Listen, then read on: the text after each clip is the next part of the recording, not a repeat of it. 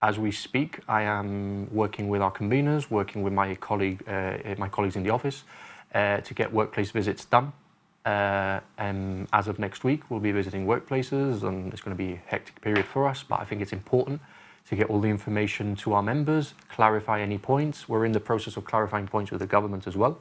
And those very businesses, the sectors which are affected by the transaction tax and which have to now evermore compete with similar businesses on the other side of the border, are now going to have to pay a much higher minimum wage, and it's a minimum wage that is considerably higher than the minimum wage across the border.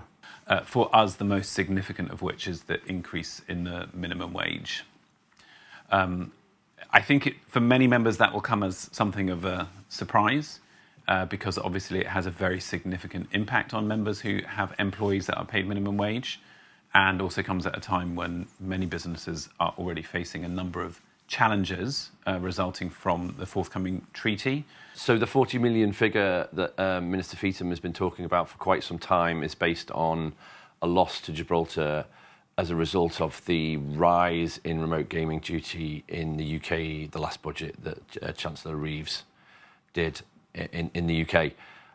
That figure is obviously only an estimate. We cannot see how that is going to unwind. Companies change behaviour.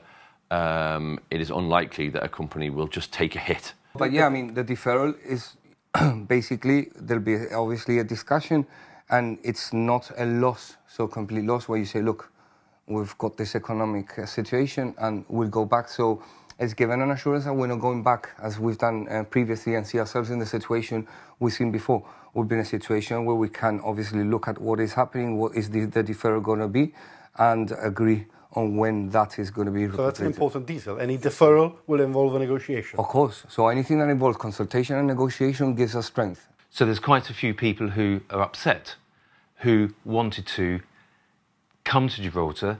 They wouldn't necessarily be freeloaders. I think many of them would be quite happy to have their private medical. Many of them are older, so they're unlikely to use schools or their children to use schools. And to be a sector who give to the community, are in clubs and societies, go to restaurants 3 or 4 times a week when we're all working.